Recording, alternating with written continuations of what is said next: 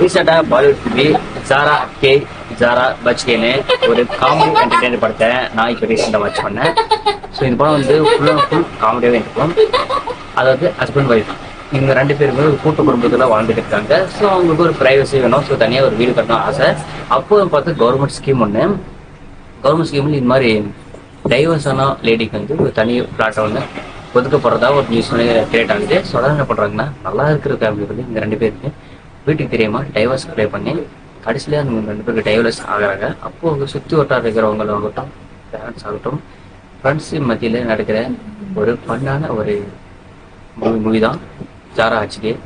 So இந்த படம் வந்து அதுக்கப்புறம் இந்த ஸ்கீம்ன்றது கடைசியில் வந்து பெண்டிங்கில் போட்டுறாங்க. ஸோ பெண்டிங்கில் போடும்போது இவங்க வந்து சும்மா ஒரு கேஷுவலாக வந்து டைவர்ஸ் அப்ளை பண்ணதை கடைசியில் டைவர்ஸே ஆகி தனித்தனியாக போகிற அளவுக்கு இந்த படம் பிரச்சனையில் முடியும். கடைசியில் இவங்க 2 பேரும் ஒன்று சேர்ந்து